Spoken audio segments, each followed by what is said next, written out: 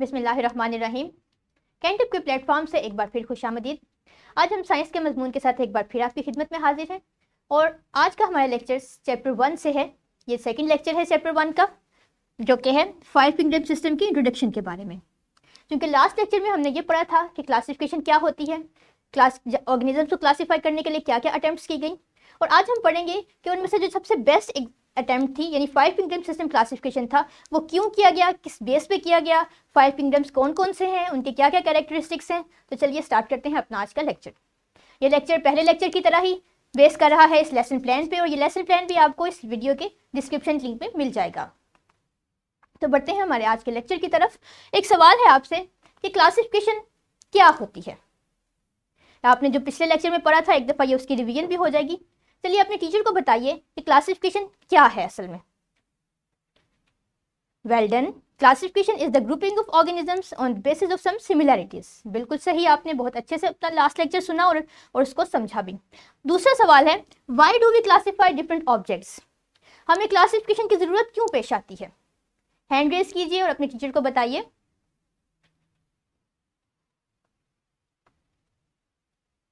जी बिल्कुल सही कहा आपने, हमें क्लासिफिकेशन की ज़रूरत इसलिए पेश आती है कि हम अपनी स्टडी को, अपने वर्क को ईजी बनाना चाहते हैं। So in order to make our work easy we make classification. चलिए आगे बढ़ते हैं। अब एक और सवाल है आपसे कि आपको लव किंगडम की क्या समझ आती है। हमने पहले भी पढ़ा लास्ट लेक्चर में भी कि 2 kingdom system classification, 5 kingdom system of classification. तो लव किंगडम से क्या मुराद है। असल में ये लफ्ज़ आपने सोशल स्टडीज़ में भी पढ़ा होगा कि किंगडम क्या है। ज़रा सा सोचिए इस बारे में और मुझे बताइए, अपने टीचर को बताइए। और फिर ये भी बताइए कि जो 5 किंगडम सिस्टम क्लासिफिकेशन था उसको किस बेस पे ये सिस्टम डेवलप किया गया, वो कौन सी बेसिस थी जिस पे 5 किंगडम्स डेवलप किए गए। क्योंकि हमने लास्ट लेक्चर में पढ़ा था कि किसी भी किस्म की क्लासिफिकेशन को करने के लिए हमें मुख्तलिफ कोई ना कोई बेस चाहिए होती है, कुछ ना कुछ की पॉइंट्स या सिमिलर पॉइंट्स चाहिए होते हैं जिनकी बुनियाद पे हम क्लासिफिकेशन परफॉर्म कर सकें या डिफरेंट क्लासिफिकेशन कर सकें। तो सोचिए कि 5 किंगडम सिस्टम के बेस क्या थी। चलिए इस सवाल का जवाब जानने की कोशिश करते हैं। आगे बढ़ने से पहले ये सोचते हैं कि क्या अल्लाह पाक ने भी क्लासिफिकेशन किसी बेस की बुनियाद पे की थी। क्योंकि हमने पढ़ा था कि क्लासिफिकेशन लास्ट लेक्चर में कि क्लासिफिकेशन अल्लाह ताला ने क्लासिफिकेशन ये की थी कि इंसानों को मेल और फीमेल्स और नेशंस और ट्राइब्स में डिस्ट्रीब्यूट किया था। तो उसकी भी क्या कोई बेस थी। चलिए देखते हैं। अब इन आयात को आप पढ़ेंगे जो कि कुरान पाक की 30वीं सूरत की 14वीं आयत, 15वीं और 16वीं आयत है। जब आप इन आयात को पढ़ेंगे तो आपको पता चलेगा कि अल्लाह ताला ने भी क्लासिफिकेशन परफॉर्म की है। क्लासिफिकेशन का कॉन्सेप्ट हमें कुरान मजीद से मिलता है और उसमें भी क्लासिफिकेशन किसी न किसी बुनियाद पे की जाती है, किसी न किसी बेस पे की जाती है। अब यहाँ पे आप देखें तो आपको पता चलेगा कि ऑन द डे यानी क़यामत के रोज़ लोगों को 2 हिस्सों में तकसीम कर दिया जाएगा, यानी क्लासिफिकेशन कर दी जाएगी। एक ग्रुप वो होगा जो नेक लोगों का होगा और उनको नेक काम करने पे जन्नत मिलेगी। यानी बेस क्या थी, अच्छे काम करना। जो लोग अच्छे काम करेंगे वो जन्नत में जाएंगे और जो लोग अल्लाह ताला की आयत का इनकार करेंगे, बुरे काम करेंगे, उन्हें दोज़ख मिलेगी। तो यहाँ पे भी हमें क्लासिफिकेशन और उसकी बेसिस का पता चलता है। अब 5 किंगडम सिस्टम जो हमने पढ़े थे वो कौन कौन से थे। मोनेरा था, मोनेरा जिसमें बैक्टीरिया शामिल थे, ये सबसे पहला किंगडम था। दूसरा किंगडम था protista. Third was fungi, Plantae and animalia. ये वो 5 किंगडम थे जिनकी बेस पे रॉबर्ट विटेकर ने पूरा सिस्टम डेवलप किया और ऑर्गेनिजम्स को क्लासिफाई किया। ये स्टूडेंट्स इस डायग्राम को आप अपने जहन में रखिएगा क्योंकि हम अपने आने वाले लेक्चर्स में इस डायग्राम की मदद से एक बहुत अहम पॉइंट को समझने की कोशिश करेंगे। अब वो बेसिस क्या थी उस तरफ आते हैं। अपनी बुक का अगर आप बुक का पेज नंबर 3 खोलिए तो आपको ये टेबल दिखाई देगा नीड टू नो के नाम से। यहाँ पे आपको need basis of 5 kingdom classification बताए गए हैं और वो बेसिस हैं nutrition, cell type, cell organism, movement and reproduction. इनमें से ये 3 कैटेगरीज सबसे ज़्यादा इंपॉर्टेंट हैं 5 किंगडम सिस्टम में ऑर्गेनिज्म को क्लासीफाई करने के लिए। ये कैटेगरीज क्या हैं। वो देखते हैं। लेकिन आगे बढ़ने से पहले, इन कैटेगरीज को समझने से पहले ये देखिए कि न्यूट्रिशन, सेल टाइप और ऑर्गेनाइजेशन, ये तमाम की तमाम कैटेगरीज सेल की बेस पे बनाई गई हैं। ये तमाम के तमाम फीचर्स एक सेल के हैं। अब सेल क्या है? सेल है, सेल को समझने के लिए हम ब्रिक्स की एग्जांपल लेते हैं कि हमारे पास अगर मुख्तलिफ ब्रिक्स हों और उनको अरेंज कर दिया जाए, side by side, up and down arrange कर दिया जाए, तो बिलाखिर हमारे पास कोई ना कोई स्ट्रक्चर बनता है। यानी कोई भी बिल्डिंग ले लें, पूरी दुनिया में किसी भी स्ट्रक्चर की बुनियाद ब्रिक्स में है। ये छोटी सी bricks side by side arrange होती हैं और हमें एक पूरा स्ट्रक्चर प्रोवाइड करती हैं। यही मिसाल लिविंग ऑर्गेनिजम्स की बॉडी की भी है। जैसे कि प्याज है, प्याज की बॉडीज़ भी ब्रिक्स की तरह डिफरेंट सेल्स से मिलकर बनी होती हैं। ये आपको ये अनियन और ये उनकी के सेल्स की अरेंजमेंट है। ये सिंगल सेल है अनियन का।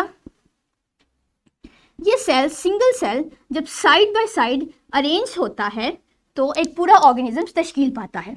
हाँ, वो प्लांट्स हो, एनिमल्स हो, फंजाई हो, कोई भी ऑर्गेनिज्म हो, तमाम ऑर्गेनिजम्स सेल से मिलकर बनते हैं।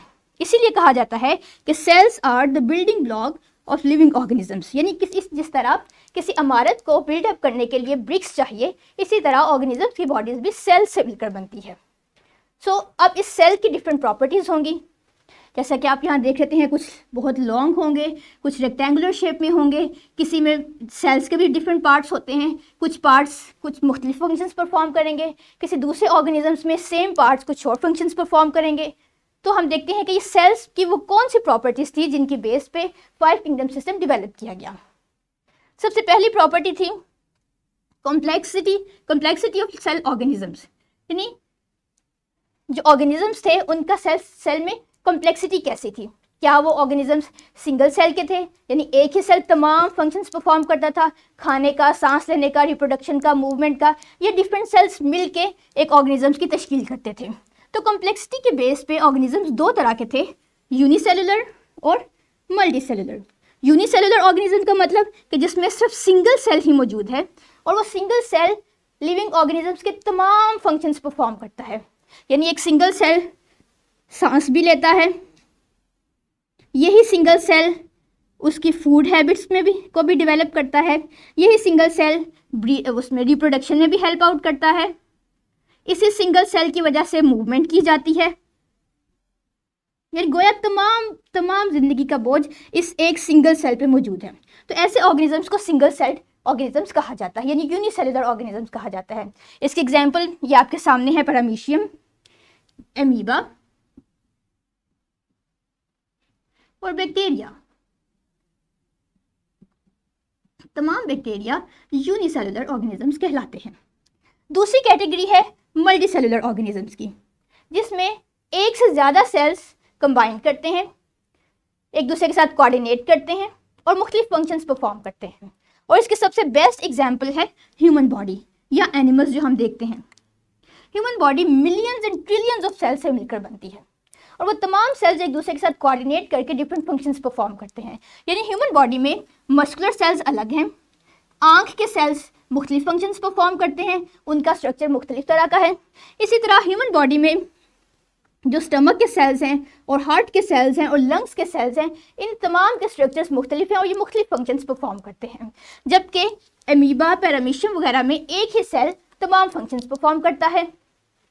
ये तो हमारा पहली बेस थी, complexity of living cell organisms. हम देखेंगे कि जो 5 किंगडम्स थे उनमें से यूनिसेलुलर ऑर्गेनिजम्स कहाँ हैं और मल्टीसेलुलर ऑर्गेनिजम्स कहाँ पाए जाते हैं। दूसरी बेस थी हमारी 5 किंगडम्स में कम्प्लेक्सिटी ऑफ सेल स्ट्रक्चर, कि सेलुलर स्ट्रक्चर किसी भी ऑर्गेनिज्म का, हाँ वो यूनिसेलुलर हो या मल्टीसेलुलर हो, सेलुलर हो, किस हद तक कॉम्प्लेक्स है। अब कॉम्प्लेक्स होने से क्या मुराद है? ये आपके सामने एक सेल है जो कि प्लांट्स का है। ये प्लांट्स का एक सेल है। इसमें आप देख सकते हैं कि एक ये ऑर्गेनेली है। ऑर्गेनेली का मतलब प्लांट्स के पार्ट्स, सेल के पार्ट्स। एक ये ऑर्गेनेली है, इसको ए का नाम दे देते हैं, इसे बी का, इसे सी का। ये भी एक स्ट्रक्चर है, ये से डी का नाम दे देते हैं। ये 5th स्ट्रक्चर है, ये 6th स्ट्रक्चर है। यानी मुख्तलिफ स्ट्रक्चर या ऑर्गेनेलीज प्लांट सेल में पाए जाते हैं। अब अगर आप गौर कीजिए तो ये देखिए, जो आउटर कवरिंग है एक सेल की, ये जो एक सेल की बाउंड्री है, ये डबल मेम्ब्रेन है। एक मेम्ब्रेन अंदर की तरफ है और एक मेम्ब्रेन ये बाहर की तरफ है, ये डबल मेम्ब्रेन है। इसी तरह तमाम organelles A B C D E F जितने भी हैं एक प्लांट सेल में तमाम की तमाम डबल मेम्ब्रेन हैं। लेकिन अगर हम दूसरी तरफ देखें, ये आपके सामने एक बैक्टीरियल सेल है, इसमें भी मुख्तलिफ स्ट्रक्चर्स पाए जाते हैं, लेकिन ये सेल इस प्लांट सेल के मुकाबले में लेस कॉम्प्लेक्स है और इसमें जितने भी स्ट्रक्चर्स पाए जाते हैं वो सिंगली मेम्ब्रेन है। इनमें प्लांट सेल की तरह डबल मेम्ब्रेन नहीं पाई जाती। तो ऐसे ऑर्गेनिज्म जिसमें डबल मेम्ब्रेन ना हो, सिंगल मेम्ब्रेन्स के ऑर्गेनेलिस पाए जाएं, वो प्रोकैरियोट्स पाए जाते हैं। प्रो मीन बिफोर और कैरियोट्स मीन न्यूक्लियस। और इसमें यानी बैक्टीरियल सेल में कोई भी प्रॉपर न्यूक्लियस नहीं पाया जाता। जबकि दूसरी तरफ यूकैरियोट सेल्स हैं। यूकैरियोट का मतलब कि ऐसे सेल्स जिनमें डबल मेम्ब्रेन पाई जाती है, जैसा कि अभी हमने यहाँ पे देखा था। और इसके अलावा इनमें न्यूक्लियस भी, एक प्रॉपर ऑर्गेनाइज्ड न्यूक्लियस पाया जाता है। Nucleus is just like a brain.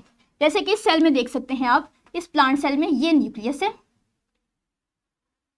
ये न्यूक्लियस बिल्कुल ऐसे ही काम करता है जैसा कि ह्यूमन बॉडी में ब्रेन काम करता है, यानी एक सेल के तमाम फंक्शंस को कंट्रोल करता है। तो जब हम कॉम्प्लेक्सिटी की बात करते हैं तो हमारे पास दो तरह के स्ट्रक्चर्स हैं, प्रोकैरियोट्स और यूकैरियोट्स। प्रोकैरियोट्स जिनमें प्रॉपर न्यूक्लियस नहीं है और इनमें सिंगल सेल के ऑर्गेनेलिस प्रेजेंट हैं, और दूसरा यूकैरियोट्स जिनमें न्यूक्लियस भी मौजूद है और ऑर्गेनेलिस भी डबली मेम्ब्रेन है। इसकी मिसाल आपके पास है बैक्टीरिया। ये बैक्टीरियल सेल है और ये प्लांट सेल है। अब हम नेक्स्ट लेक्चर्स में देखेंगे कि 5 किंगडम्स में से किस किस किंगडम में prokaryotes animals present, organisms present है और किस में यूकैरियोट्स प्रेजेंट है। थर्ड जो बेस थी 5 किंगडम थी वो थी मोड ऑफ न्यूट्रिशन, कि सेल अपने लिए न्यूट्रिशन कैसे हासिल करते हैं। क्या उनके पास कोई इनबिल्ट मैकेनिज्म है अपनी फूड जनरेट करने का, या वो किसी दूसरे ऑर्गेनिजम्स पे डिपेंड करते हैं। तो इसमें भी हमारे पास दो टाइप्स आती हैं, एक ऑटोट्रॉफ्स और एक हेट्रोट्रॉफ्स। ऑटो का मतलब सेल्फ सफिशिएंट, जो खुद ब खुद काम करते हो, और हेट्रो का मतलब जिसमें सेल्फ सफिशिएंट मैकेनिज्म एब्सेंट हो। तो ऐसे सेल्स जिनमें अपनी फूड खुद प्रिपेयर करने का मैकेनिज्म मौजूद हो, ऑटोट्रॉफ्स कहलाते हैं। और ऐसे सेल्स में की क्या इसमें निशानी है कि इनमें क्लोरोप्लास्ट प्रेजेंट होता है। और ऐसे सेल्स जो अपनी खुराक, अपना फूड खुद प्रिपेयर ना कर सकते हों, हेट्रोट्रॉफ्स कहलाते हैं। और ऐसे सेल्स में क्लोरोप्लास्ट मौजूद नहीं होता। यहाँ आपके सामने एक प्लांट सेल है जो आपने पहले भी देखा था। इसका ये एक ऑर्गेनेली है जिसको हमने जूम करके दिखाया है, ये एक्चुअली क्लोरोप्लास्ट है। ये क्लोरोप्लास्ट में कैपेसिटी है कि वो अपने लिए फूड जनरेट कर सके, जिसकी वजह से प्लांट्स में लीव्स का कलर ग्रीन होता है। तो ऐसे सेल्स या ऑर्गेनिज्म जो अपने लिए फूड खुद प्रिपेयर कर सकते हो वो ऑटोट्रॉफ्स हैं, और ऐसे ऑर्गेनिज्म जो अपनी फूड खुद प्रिपेयर नहीं कर सकते वो हेट्रोट्रॉफ्स हैं। इसको समझने के लिए आपने ग्रेड 4 में ऑटोट्रॉफ और हेट्रोट्रॉफ का कॉन्सेप्ट ऑर्गेनिज्म लेवल पे पढ़ा होगा। यानी प्लांट्स अपनी फूड खुद प्रिपेयर करते हैं इसलिए वो ऑटोट्रॉफ्स हैं, और ऑर्गेनिजम्स जो अपने फूड खुद प्रिपेयर नहीं करते बल्कि प्लांट्स पे डिपेंड करते हैं वो हेट्रोट्रॉफ्स हैं। बिल्कुल सेल्स भी इसी तरह से होते हैं। So dear students, I hope कि आपको आज का लेक्चर बहुत अच्छे से समझ आया होगा। एक दफ़ा रिकैप कर लेते हैं कि आपने आज क्या पढ़ा था। आपने देखा था कि 5 किंगडम सिस्टम्स को डेवलप करने के लिए 3 बेसिस थी, 3 मोस्ट इंपॉर्टेंट बेसिस थी। सबसे पहले थी कॉम्प्लेक्सिटी ऑफ सेल ऑर्गेनाइजेशन, जिसमें 2 कैटेगरीज थी हमारे पास, यानी कि एक सेल या तो बहुत सिमिलर हो सकता है या फिर वो थोड़ा सा कॉम्प्लेक्स हो सकता है। सिमिलर कैटेगरी में यूनिसेलुलर ऑर्गेनिजम्स थे जिनमें बैक्टीरिया था, और कॉम्प्लेक्स कैटेगरी में मल्टीसेलुलर थे जिसमें एनिमल्स थे शामिल, ह्यूमन थे एंड सो ऑन। दूसरी बेस जो 5 किंगडम सिस्टम की थी वो थी कॉम्प्लेक्सिटी ऑफ सेल स्ट्रक्चर, के ऑर्गेनिजम्स का सेल स्ट्रक्चर किस तरह का है, किस हद तक कॉम्प्लेक्स है। इसमें भी दो कैटेगरीज थी, एक प्रोकैरियोट की और एक यूकैरियोट्स की। प्रोकैरियोट्स वो ऑर्गेनिजम्स है जिनमें न्यूक्लियस एब्सेंट था। न्यूक्लियस मीन्स सेल का ब्रेन, और दूसरी कैटेगरी में न्यूक्लियस प्रेजेंट था।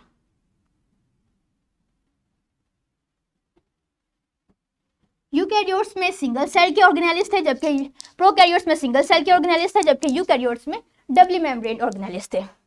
थर्ड बेस 5 किंगडम सिस्टम की थी mode of nutrition. Mode of nutrition भी दो तरह के हैं, ऑटोट्रॉफ्स और हेटरोट्रॉफ्स। ऑटोट्रॉफ्स वो जो अपने लिए फूड खुद प्रिपेयर कर सकते हैं, और हेटरोट्रॉफ्स ऐसे ऑर्गेनिजम्स या सेल्स जो अपने फूड खुद प्रिपेयर नहीं कर सकते। तो हमारा लेक्चर यहाँ पे आज हम अपना एंड करते हैं। अब आपका टाइम शुरू होता है। आपने क्या करना है कि आपने अपने लेक्चर्स को बहुत अच्छे से समझा है। ये आपको वर्कशीट आपकी टीचर प्रोवाइड करेंगी। आपने इस वर्कशीट को नेक्स्ट 5 मिनट में सॉल्व करके अपने टीचर को रिटर्न करना है। अब आते हैं होमवर्क की तरफ। होमवर्क के लिए ये सिर्फ एक ही सवाल आपको दिया गया है, आपने इसको समझना है और इसको सॉल्व करने की कोशिश करनी है, अदरवाइज टीचर आपको नेक्स्ट डे इसमें हेल्प आउट करेंगी, गाइड करेंगी। क्वेश्चन है, if you are to classify an ant, a rose plant and a mushroom, which features will you consider. यानी कि अगर आपके पास एंट है, एक चींटी है, एक गुलाब का पौधा है और एक मशरूम है। मशरूम मतलब वो जो आपने देखी होगी अक्सर बरसात के मौसम में, इस तरह का एक स्ट्रक्चर, अम्ब्रेला लाइक स्ट्रक्चर, जिसे मशरूम कहा जाता है।